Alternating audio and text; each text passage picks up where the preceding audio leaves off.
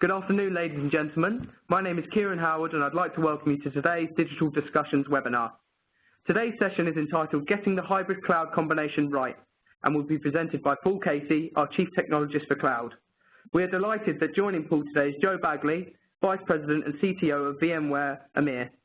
Also presenting today will be Martin Clarkson and Dean Hogan of Computacenter. The session will consist of a presentation followed by an interactive Q&A. Questions can be asked throughout the webinar using the Q&A panel on the right-hand side of your screen. This webinar will be recorded for replay purposes.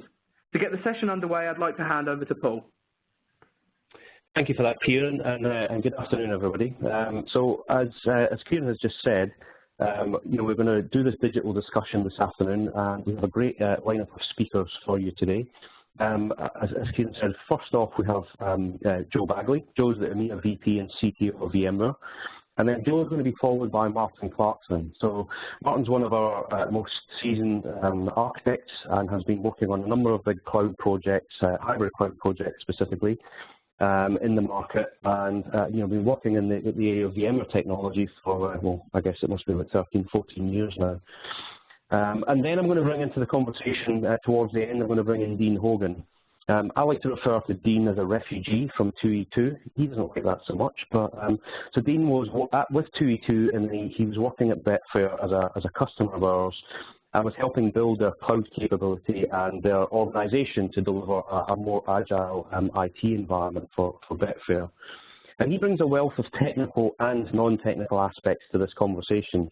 So Dean's also played a pivotal role in helping us build a lot of our IP that helps you transition how you operate in a cloud context. So that'll be interesting to hear from Dean towards the end. And then obviously there's an opportunity for you guys to get involved in the conversation as well. So through the Q&A panel that you'll see, you can submit questions anytime, basically. So anytime you submit a question, I will either store that question up towards the end, so we'll have more time for questions, or if it's a very relevant and pertinent question, I'll read that question out there and then and direct it to one of the speakers. So with that, let's have a quick look at what the agenda looks like for today. I'm going to talk first about this fast-evolving hybrid cloud landscape. And then I'm going to ask Joe to bring in a little bit of a VMware perspective on some of the points that I'm about to raise. And then I'm going to ask Martin to sort of counter that with what he's seeing in from the customer perspective, given he's probably got the greatest proximity to some of the customers out there in the market. And then we'll ask Dean to comment on this, some of these non-technical aspects. So that's what the agenda looks like for this. It's quite a great agenda. We'll get on to that just in a minute or two. So before we begin, I just want to give you just one slide, which is just a little bit about Computacenter. So for those of you that are not aware of us, we are a European hosted organisation, and we focus on European headquartered organisations as our customer base. So you can kind of see, and you can read from the screen what we do and the kind of areas that we cover. And inevitably that means that we're doing cloud in the market today. So we work with many of the key vendors and provide many services in this market. And with companies like VMware, who are very topical to this conversation today, we're a top-tier partner. We hold all the badges and all the competencies. And we've really been at the forefront with VMware driving some of their new technologies into the market. So technologies like VRA, VROps, vSAN, etc. But the team have more experience and a broader experience than that, and we've been working with technologies like OpenStack and many of the public cloud providers as well. And I guess that's kind of the landscape that everybody sort of faces today as they look at cloud technologies. And our experience is spread across a number of different industry verticals. So a lot of customers in media, financial services, pharmaceutical, and even gaming companies. So a good broad set of experience here to have this discussion with you guys today. So what I'm going to talk to you about is, first of all, before we bring Joe into the conversation, I'm going to talk about this fast-evolving hybrid cloud landscape and really how this came about to host this digital discussion. Martin and I were out with being hosted by Joe, actually, in Palo Alto back in September. And we spent a lot of days, we were out there for the full week, spent a lot of time together in the evenings as well, really talking about this, the problem and the tough challenge of being a customer in this market when you've got so many technologies coming at you at such a pace. So really we thought about bringing this together and having the conversation we were having around the table was hosting it in this manner. So hopefully you find that useful. So let's get on to really the matter of what I have to contribute here. And my view is that, you know, it doesn't matter what role you're in, you can't help but notice that the level of complexity and the speed of change going on in the market just now is really something we've not really seen before.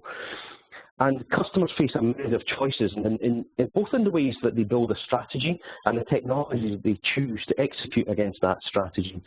You know, these things are moving at a pace that I've definitely not really seen before. You know, I've come through the mainframe era, the client server era. I've been right through from the start of virtualization. And there's something going on right now which is at a pace that nobody has seen before, I think, in the market. And I think it's all because of, you know, clouds enabling us to move faster and develop technologies. Also, software is enabling things and innovation to happen a lot faster. A great example of that was, you know, I spent last week out in Las Vegas, AWS reInvent. And, you know, if you're following what Amazon have been doing, you know, there are already 70 products. And, you know, in a few days of an event, they've had about 50 major announcements to make. Many of them new products, many of them enhancements. And it's almost just like a wash of new technologies and options coming at us. And, you know, obviously a few weeks before that, we were at VMworld as well. And that was really the sort of the bridge for VMware, talking a lot of their new technologies in the market, including the tie-up with Amazon, actually. And it's really about this sort of rate of innovation that is the key thing here, and that's one of the forum and what I want to bring and put some of these questions forward. Because if we think about what customers have and the options they have, you know, they've got multiple vendors that they can do stuff with on-premise, and they all sound the same of what they can do. They've got containerization, they've got microservices, they've got public cloud providers. So huge amount of complexity, you know, to deal with. And actually, if you think about it, some of our customers are so large that the technology is changing versions as we're deploying the technology. So almost, you know, by the time you've got it rolled out, the technology is out of date. And this is obviously causing our customers a major headache, and you know, causing us a lot of challenges. So you know, that's kind of my sort of take on where we're at and the problems within the market that our customers face, I suppose. So Joe, I want to sort of start by bringing you into the conversation. And as I said, you know, we spent this week out with you in Palo Alto, and it was almost jammed right between VMworld Las Vegas and VMworld Europe. And actually, before we went out, you know, Martin and I and you know, Stuart, who attended with us, we did a lot of research into like what was announced in Las Vegas. And we looked at what was the feedback and what were all the blogs saying. And actually, you could have been excused for thinking that nothing much was announced. But then you get to Barcelona, and you then come out with all this other stuff, which is around VMware and AWS, and a lot of the other major announcements that were made there. So it feels to me like it was almost the two VMworlds were two halves of the one big announcement, and almost one was a setup for the other. So give us your view on that, and sort of maybe sort of explain some of the technology announcements that you guys have made. Yeah, so thanks very much. I think a lot of people said that period between VMworlds between US and Europe was a strange kind of hiatus, I suppose, because again, a lot of people walk around saying there wasn't much announced at VMworld US, what's going on, has VMware lost its direction, and then, you know, we put all the other pieces in place when we got to Barcelona, and suddenly everyone's like, oh my God, VMware have entirely got what's going on, and they now have a strategy, and it's all great. And it's very frustrating, you know, when you sat on my side of the fence and you know all this stuff and you just can't say it. And as you know, there was a fair sort of guarded comments I was making when you were with us in between times there, and you know, only so much we can say and can't say, and a lot of that's down to, you know, legal requirements over negotiations we have with people like Amazon, etc., and otherwise. But I think that the general, that's going to, we may do the same again next year actually, because the VMworlds are going to be almost back to back, because VMworld Europe's moving to September, so it's going to be like US, then a week, and then Europe, which is going to kill a lot of people, but it might make it a bit easier for us to join some things together. I think, you know, if you want to summarize the announcements, it really comes down to the words cross-cloud, and we talked a lot about cross-cloud, and we had already talked about cross-cloud in the first VMworld, but I think it came to light what that really meant when we got to the second VMworld and talked more about what we're doing with Amazon. So, you know, since the very start of time at VMware, I've been trying to build this operating system for data centers, AI we have, and ultimately we always wanted to be an operating system for cloud, something that runs across multiple locales, and that's really exactly what we've done now, and we'll continue to do so. So, the IBM and Amazon announcements were great because they just added to the list of public clouds that now run VMware software natively, making it easy for customers to move in and out of clouds. And, I've looked in Paris right now, as you know, and I've just been at a meeting this morning with a very large bank, and they're literally trying to work out now how much they move to the cloud, how fast they move stuff to the cloud, why they would move stuff to the cloud. They're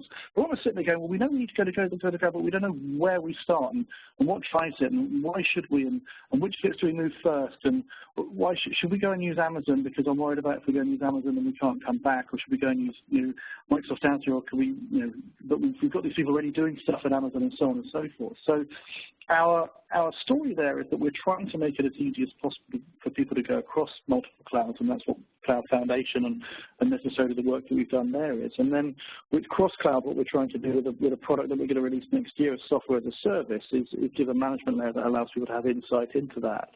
But I think really, the great steps are coming now as we're enabling with technology, but what's actually becoming the more and more apparent as we discussed at length is the people and process piece.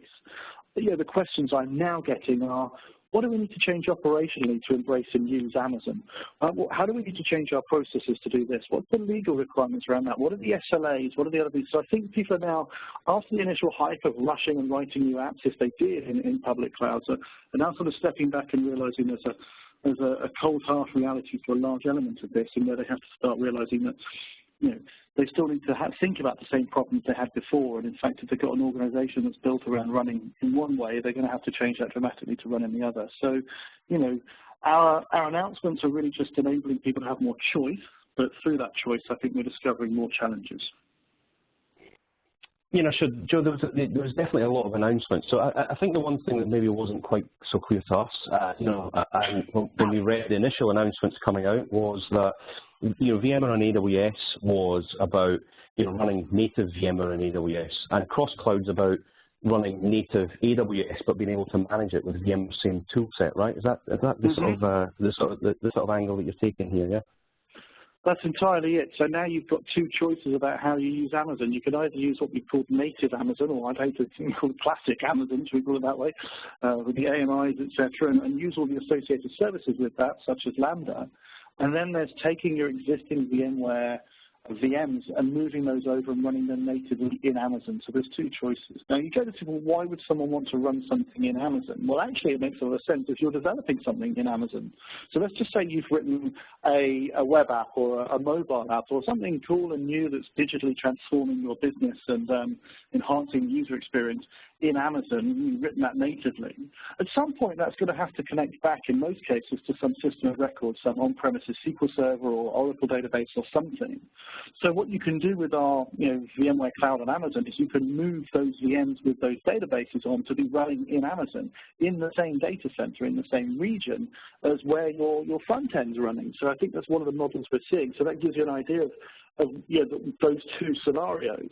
And then the cross-cloud piece on top, as we said, is that piece of software that goes across and allows you to manage both your on-premises stuff or your VMware native stuff that's running on other clouds such as IBM and Amazon, but also allows you to go and manage and provision and look at the costs of what you're deploying natively into Amazon or Azure or Google or whatever.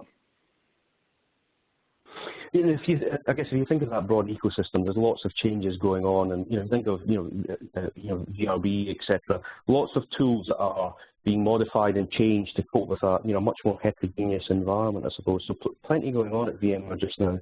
One of the things I wouldn't mind talking about is the significance of this initiative and the technology you guys are calling VVD, which might seem not so important, but actually, foundationally, what that enables, I think, is really key in terms of being able to genuinely deliver hybrid cloud and stand up your own cloud with more pace in your own data center, right?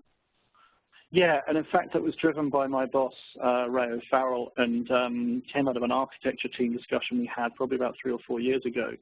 And what VMware verified designs are, which is what you're talking about with VVD, was that what we were getting back from customers were, you've got a great selection of products here, but every time I try and plug them together, it's not very clear how they plug together, what's the best way to do that. I have to engage professional services. So VVD, or VMware verified designs, was a series of architectures, really, that are the best practice for plugging these products together in various different ways. And specifically, they're for people like yourselves at Computacenter to take to customers and enable it to be much faster to get going out of the box, and then much more supportable because it's using a known standard configuration in every possible way. So in terms of making sure you're getting what's on premises up to spec and ready to embrace using the public cloud, VVDs are a very good way of doing it because, we talk about hybrid, we talk about dragging and dropping VMs from on-premises to off-premises or private to public. That's never going to work unless you've got all the pieces in place like NSX, etc. And so using a VVD to make sure you've got yourself up to the right level in the right way with the architecture built correctly is essential, I would say, in terms of making this work.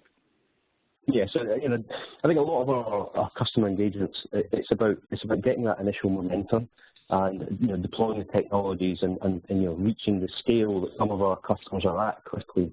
Go back to the point I made earlier. Sometimes using sort of more manual methods of deploying the technology, you're almost, by the time you're finished, you're kind of one version behind the technology. So that's a good point. So let me bring Martin Clarkson into the conversation a little bit here now. So you've been working on a lot of complex VMware engagements, VRA, VROps, NSX, vSAN, etc. And given your proximity to some of these customers, these new technologies that are coming out and what these technologies are now enabling, how do you think that's going to land with our customers and their initiatives, and how are they going to cope with these new advancements or react to these new advancements within the position that they're already in with the VMware as a technology set? So thank you, Paul. So I think to be able to do that, you kind of first got to look a bit about what our experience has been really helping customers build private or hybrid cloud type solutions. And if you like, as we've gone through that, we've come up with a few things that kind of need to be really paid attention to, really need to have the forefront of customer engagement. Sometimes gone well, sometimes gone bad. So the first of those really is about laying the foundations, and as you and Joe have both talked about things like BVD designs, Cloud Foundation, which is all about just being able to stand up, quote unquote SDDC in a box, getting the foundation built quickly and getting that into the infrastructure and being made available, if you like, to be able to do the next thing is really important. We've seen over the last couple of years that projects where trying to build the infrastructure or the core foundation kind of platform that takes too long really hampers and starts to put people, doubts in people's mind, if you like, about the success of the project. So being able to get that done and get it built and get it kind of into the customer environment very quickly and very efficiently is really important. And we've invested a lot in that. We started off with a blueprint kind of design a couple of years ago that really encompassed a lot of the lessons that we've learned. We've now taken the opportunity to leverage things like validated design, but we're also leveraging a lot of enhancements and advances and stuff that VMware are making in the individual technologies. So, VRA 7, which is the automation platform, is so much easier and kind of more straightforward to deploy. And to a certain extent, you kind of look at that and go, that's a little bit less for us to do, but quite frankly, as we'll come through the discussion as we start to talk to Dean about some of his experiences as well, getting to the interesting part as quickly as possible is really, really important. The second thing that we've really learned is the kind of concept of choice. And I'm really kind of pleased that Joe used the word choice. I've heard him say that a few times before. I really, really like it. But it's about, for me, how does the technology really enable that choice? So, with the announcements about running VMware on other clouds like AWS and IBM, with the enhancements and the availabilities of Cloud Foundation, technologies like NSX become really, really important. The ability to be able to really seamlessly extend your network across your existing private cloud, across a Cloud Foundation instance, across VMware running on somebody else's data center is really, really important. So making sure you get those technologies into your kind of core foundation, and as I talked about before, making that as quick and as easy as possible, is become really important. We've certainly seen customer examples where, laying that kind of foundation of a network and laying the NSX products out has really delivered value. And then the third piece, really, and I guess the bit that I keep talking about, the bit that you need to get to as quickly as possible, is how do you unlock the value of these technologies? So, in almost every customer deployment that we've done, there's been 2 or 3 really key integrations, depending on how the customer is going to consume that service. So, whether that integration is into something like ServiceNow, so that people can go log into the ITSM system and consume cloud services that have been provided, whether that integration's into, sort of DevOps or CI/CD type tools like Ansible or whatever, getting those integrations in place as early as possible and starting to build up, the rhythm and the flow, if you like, of how people are going to consume the technology is the bit where the value really starts to emerge.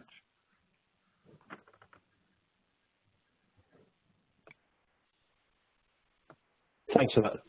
Thanks for that, Martin. Sorry. The point here, and I guess the timing of this. So BDD is kind of out now, isn't it? Cloud Foundation's kind of emerging as well as a technology that is for us to use and others to use.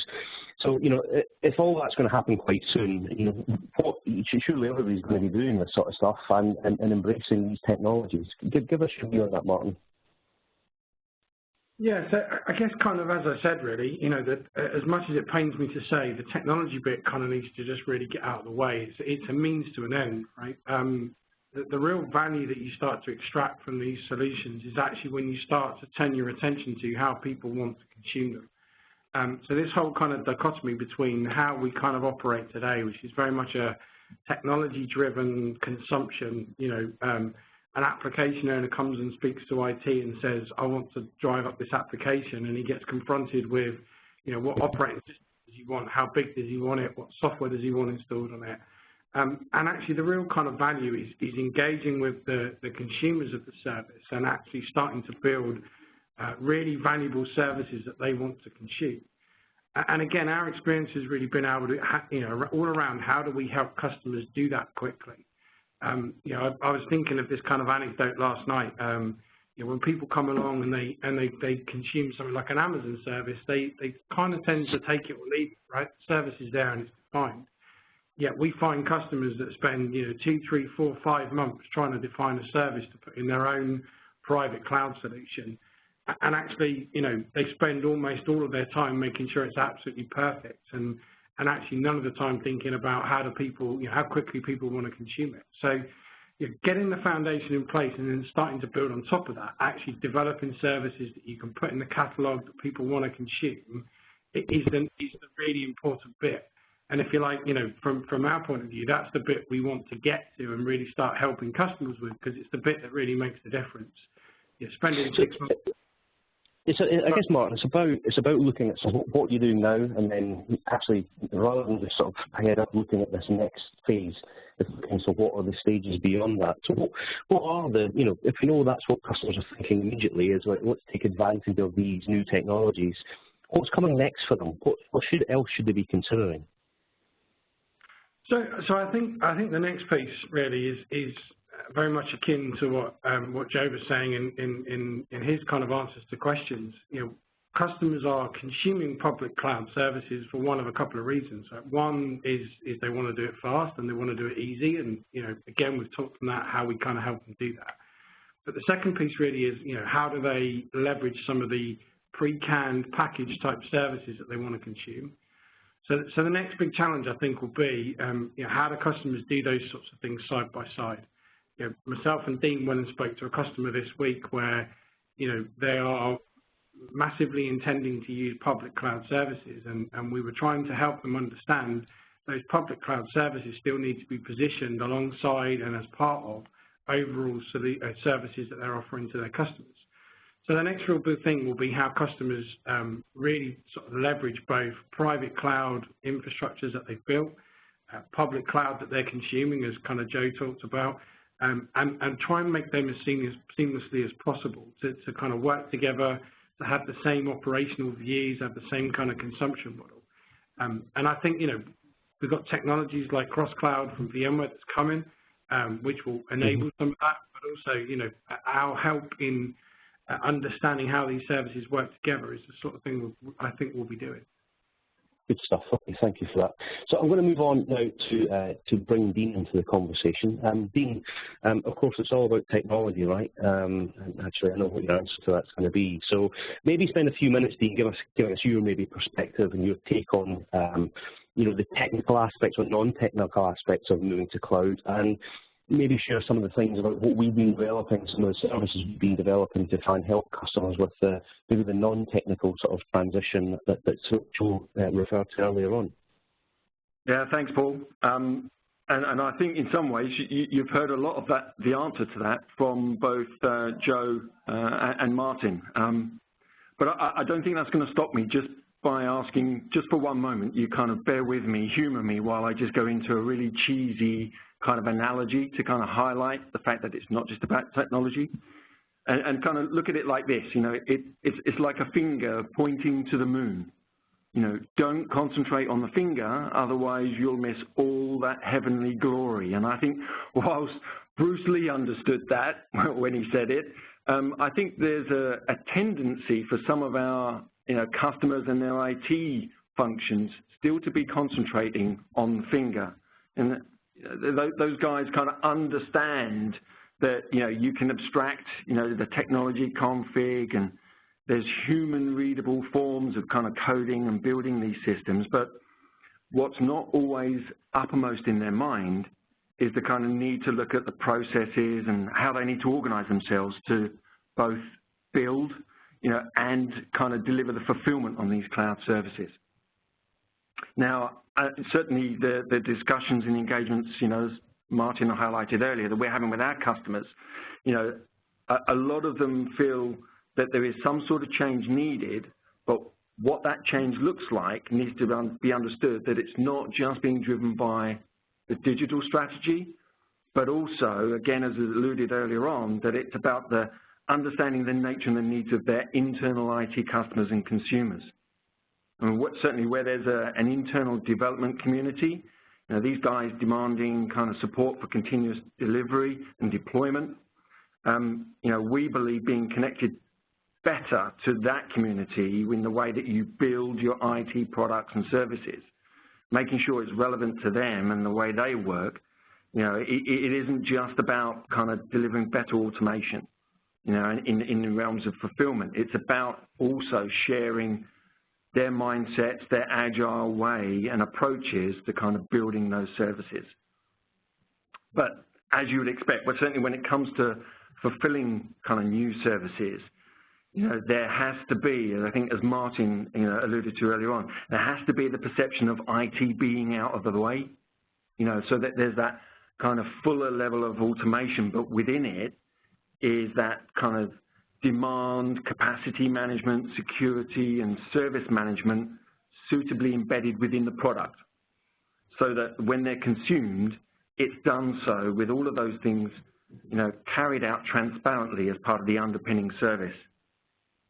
And, don't get me wrong, I think, again, there's still a need to be, supporting that traditional kind of human-driven fulfillment, whilst, that in itself still demands some of those old existing practices and processes. I think there's still an important piece that people need to understand, and that's the need to kind of adapt the way they do that by sharing and leveraging some of those IaaS, PaaS type products that should be born out of these new agile ways of develop, DevOps type ways of working.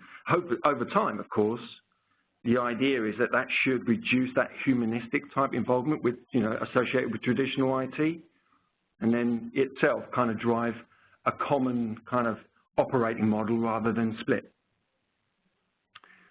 So where do we kind of see some of this, change typically starting? I think when we started to look at our advisory services for building cloud services model, I know, our experience has showed us that we needed to help customers understand that kind of shift and change in terms of mindset and culture, as well as the practices and procedures. I mean, a lot of our customers kind of attended to, look towards their infrastructure teams as a way of kind of expanding and kind of establishing a technical services function to stand up their SDDC and cloud technology platform. And I think that's understandable given the, technology is the principal driver behind this. But, clearly this can't be your only point of focus. And what the guys have shown is that with the right technology choices and the right partner choices, the standing up of those platforms is going to pretty soon catch up with you, and you're going to be, I don't know, soul searching or looking to those heavens saying, what are we going to do with it now? What is it that we have to actually deliver, to the business using this platform? And I think this is kind of the point we bring in some key roles and processes and a key sort of like elements of new functions. So I'll start with the cloud service operations function, and this function kind of needs to make sure it's connected with that internal consumer and customer community. It needs to be able to build that roadmap and a backlog, products and services that the consumers need. And certainly we've found when we've talked to customers about our capability roadmap service, that's resonated well with them because it kind of does just that. It stands up, very quickly a roadmap and kind of establishes the right management tools and processes needed to maintain it. And that kind of gives the cloud ops and the technical teams the confidence to go ahead and build the right products that actually mean something to their consumers. And delivering that and establishing kind of that service operations function, I think is a key role to pull out at this point, and that's the one of product and service owner. Positioning that role early on, establishing the right accountability and ensuring products and services evolve in the right way, that's a modular and reusable way, will help, I think, converge the kind of wider IT services portfolio over time and make sure it appeals to all of the consumers and communities. I mentioned earlier on, actually, that we've got the cloud technology services function to consider as well, and these are the tech heads, if you like, that have got to be in place to support the underlying tooling and kind of deliver the codifying of that core technology element.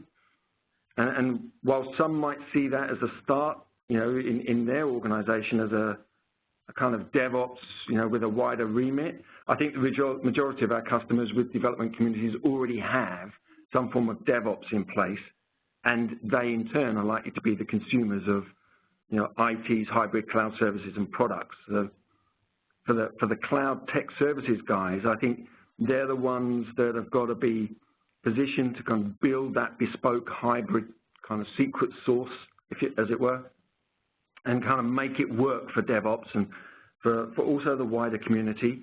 But importantly, with that DevOps community kind of resonating with them such that they're sharing the right tools, practices, and evolving the right mindsets. Understanding their real needs, I think, is going to be key in order to close the gap that exists between IT and Dev.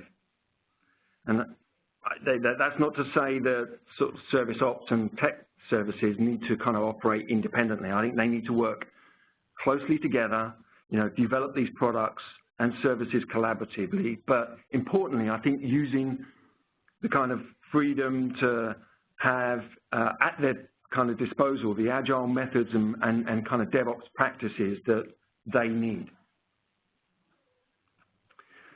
So although establishing these kind of cloud-savvy functions, is fine in principle, and is one of the key things. Kind of making them effective is going to need to bring in some new skills and those new mindsets that we need to be able to have to make sure they resonate. And unfortunately, I think some of our customers can find this a bit of a challenge. And getting yourself going with a hybrid program using partners such as ourselves, it often involves us dropping in these ninjas with, bearing the scars of previous battles and ready to go. But it's important to understand that delivering this is not just a revolution, right? This is an evolutionary bit, and you need to establish as a customer, as an adopter of these technologies, your own kind of people and those skills and that right mentality to kind of tackle the backlog and that roadmap over time. So, where do you get these people from? Are they internal? Are they external?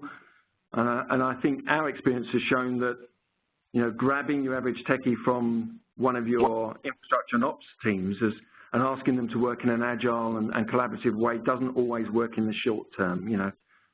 Some of their methods and practices and mindsets are kind of fairly well ingrained already, so it doesn't quite work off the bat, as you like.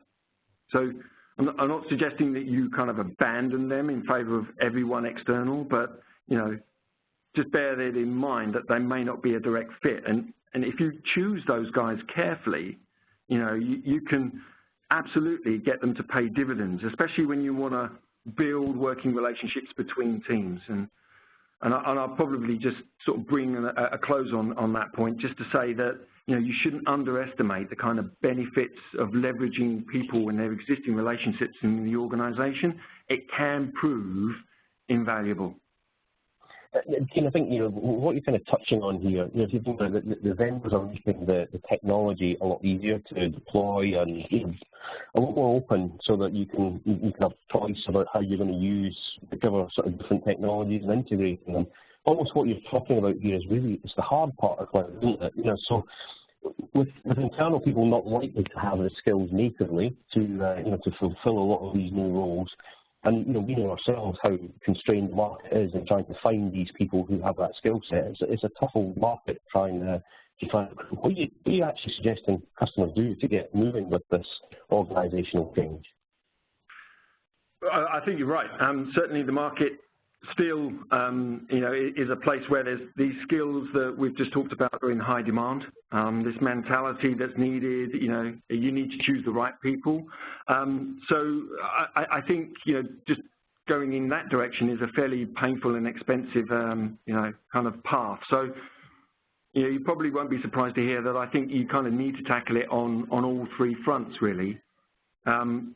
Firstly, getting into your own organisation, finding the people with that right fit that you can develop and mentor over time. I think, certainly go out to that recruitment contract market, for those immediate hardcore tech skills and those mindsets and practices that we talked about. And then when it comes to professional services, leveraging them in the right way, making sure that they've got the right blend of technical process optimization, but importantly, the kind of mentoring and coaching services that you need to be able to help that community and your own community evolve. Sure. Okay, good stuff. Thank you for that, Dean. So I'm going to bring on, just summarise this a little bit. So I spoke about this fast-moving, part of the market and the complexity coming along. Joe then spoke about, what VMware are doing, and actually there's a lot more that VMware are doing than was entirely obvious to everybody, I think. Even to us when we went over to Palo Alto and then went to VMware, a few surprises, of course. And then Martin spoke about how customers are going to leverage some of these technologies that Joe mentioned to accelerate the deployment. And obviously in parallel, he's talking about how do I in parallel sort of change the organization so that when the new technology is landed, you're operating and you're behaving as an organization, engaging with the rest of the business almost in a different way, and that that being sort of the bigger challenge that's there. So feel free guys to if you're listening in to submit questions. I have some questions already that I want to put. Particularly, I'm going to come back to Dean and where the hell he spoke about Bruce Lee. I've heard that one before, but anyway, we'll leave that one for later on after the call.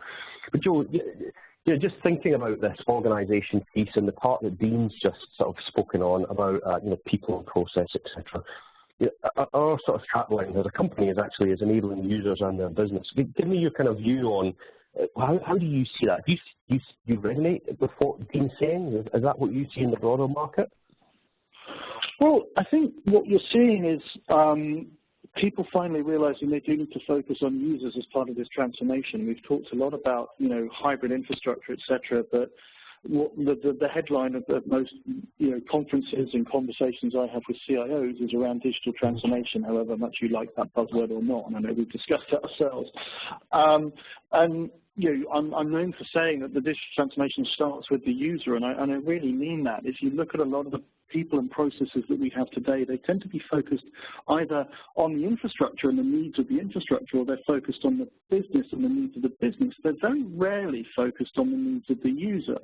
And a really good example of that I use a lot is the expenses system. If you think about the expenses system that you use, and you have to think to yourself long and hard when you use that. Is this expenses system here to make my job easier, or is this expenses system here to make the job of someone in accounts job easier? And and you can think about any internal system, and it's like the sales CRM system that was bought because it was focused on management reporting, not sales productivity, and we can, the list is endless.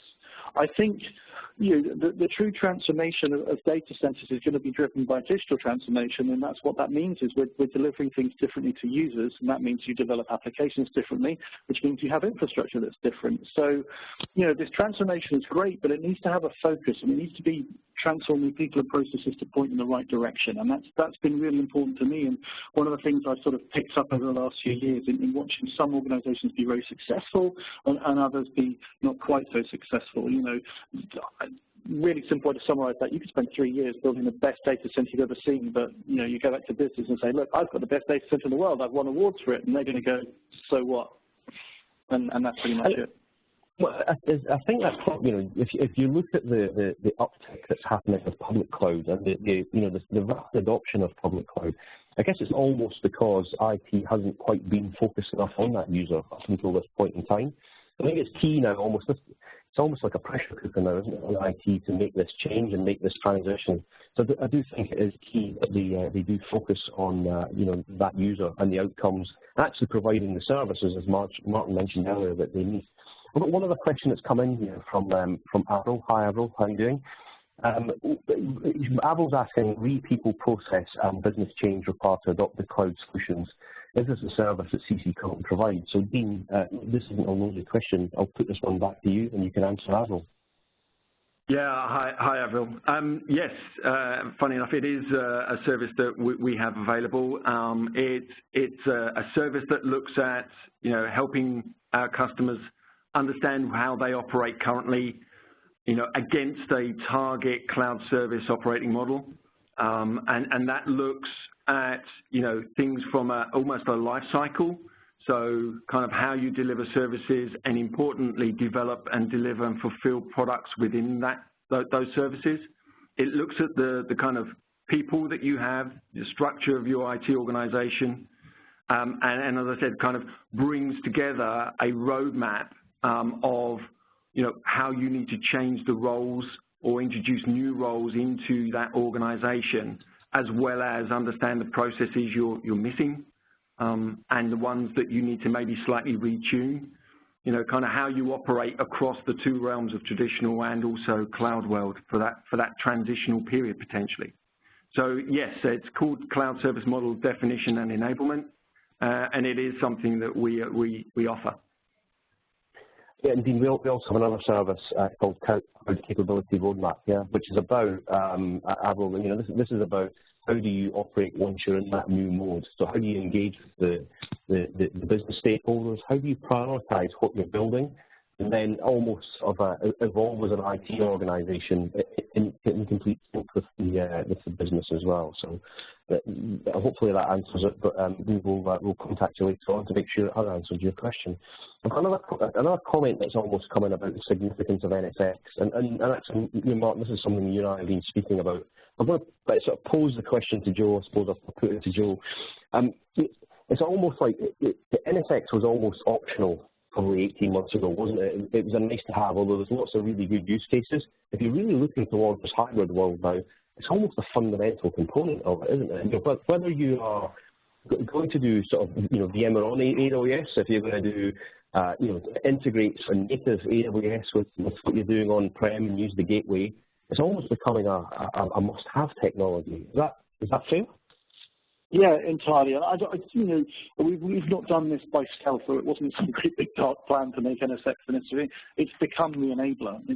What's happened is, since we started playing with virtualized networking and realized the benefits that can be brought from it, when we then start realizing how you can very easily in software extend your network out into public clouds, a whole bunch of other things start to become possible, and so on and so on and so forth. So yeah, it's very much become the case that NSX is fundamental to this path forward in enabling you to operate in a hybrid way. And that's it's a difficult and a tricky one to deal with because it's not something. It's something that has to augment your existing networking and your existing network team. It's not necessarily going to replace it. So I think from a people and process perspective, coming back to what we were just talking about, I think it's important to understand that this is an enabling technology to a new way of working. It's not replacing what you've already got, and that tends to be a bit of a rub sometimes, particularly with NSX. Yeah, sure. One of the observations that we had internally as well was around vSAN as a technology, and we kind of discovered by accident that it solved two of the biggest vSAN deployments. And actually, it was it wasn't the typical sales cycle. It was the customer understood the value proposition, took it, tested it, and started then consuming it. It was more an engagement with our commercial guys to smooth out the process of consumption. Again, if I look at things like vSAN, it's a rapid uptake that's going on once customers are bought into SDDC and sort of on the track. Again, it's almost a technology that we always looked at as a bit of a LAN to SDDC, LAN NSX, but now it's a core component, isn't it, of the direction of travel people are going in. So, yeah, Joe, go ahead if you've got a comment on that. No, carry on. So I want to look at some other areas as well. So I just, Dean, I'm going to bring this question to you, and it's all about software and cloud, obviously, but actually things going on in the data center. There's still some exciting stuff going on there. If you look at what's going on around hyperconverged in the market, and things like HP Synergy, I just think while you could think it's all about software and all about cloud, I look at some of these technologies and think, if you are on the path to being a digital organization, you've then got a compute platform there with Synergy, which is kind of looking at, I can run VMware on it, I can run bare metal, I can run containers, I can natively sort of integrate from a Docker perspective, etc. Give me some of your take on that and what some of the customer reaction been to being able to bring a lot of these things together in the data center. Well, I think as we've kind of already talked and touched on, it's a lot about IT being able to kind of bring the same experience a lot easier, a lot quicker, in their private data centers to those similar to what people are expecting from Amazon and public providers. And I think, not to want to give too concise an answer, I think if IT can leverage some of those technologies and enable their services and products that actually are, again, are relevant to their consumers using those technologies, then they're only doing themselves favors and doing their business favor, if you like. Because, it is just about delivering what people need and need to consume, not necessarily who people need to speak to and what hands they need available to them to hold all the way through an experience of fulfillment. It is about just give me what I need, give it to me where the business needs it, and let me deliver something from it. And those types of technologies like Synergy and some of the others like VMware, should enable IT to be able to deliver that experience. So, but Mark, I've got one other question here about the likelihood of adoption of everything going out to public cloud. What's your view on what is the likelihood of that, and what's the timescale if that actually is a realistic goal? Well, I think Paul, we've seen certainly our engagement with customers suggests that it's an ambition for many, right? And I think as I spoke about during the kind of conversation before, there's mainly kind of two drivers really driving customers to go out to public cloud. There's the simple one, which is just I don't want the data center, I don't want the infrastructure, I don't want to have to worry about it. And then there's the second one, which is, I'm actually interested in some of the services and stuff that are being offered to me out in the cloud, and they're valuable and they're useful. So I think, there are definitely going to be some examples of where customers satisfy the first requirement, i.e. they just move their existing infrastructure out to the cloud, and they kind of do that. I still think that'll take people a little while to get their head around, but it's probably the easier of the two options. And again, as we've talked a lot of the technology that VMware are coming up with in the last, or have come up with in the last couple of months, and services that will come on board in the future around things like AWS will make those things a lot easier. The second one about moving out and consuming services. I think there's still a challenge there to understand what people are consuming, why they're consuming them, and this horrible word of control, and somehow balancing that up with the flexibility and the agility that people are demanding when consuming these services. When Dean was talking earlier, he made a very particular point actually that I kind of want to pull out, which is talking about embedding things like the service and the operation into the thing that you're offering. So rather than what we tend to do now, which is we go deploy something out there, and then we put some monitoring and stuff on top of it, and we put some security and stuff on top of it, and all that kind of stuff. You're embedding that into those offerings will be really important, because if you start laying them on the top, you're just going to slow down people, and you're going to get that whole experience back again. So again, to answer your question quite specifically, I think the first option, people moving stuff out into the cloud to get out of their data centers, I think that will happen quite quickly. The second option, people moving applications out into the cloud.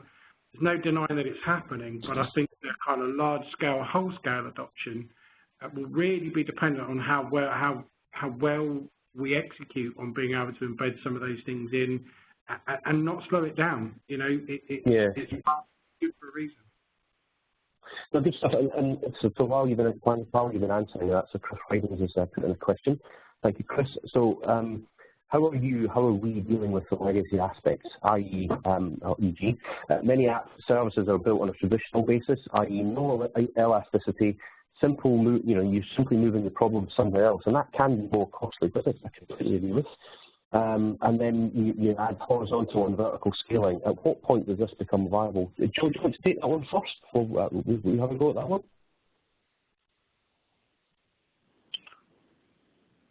No, I'll let someone else go first. Good stuff. Yeah.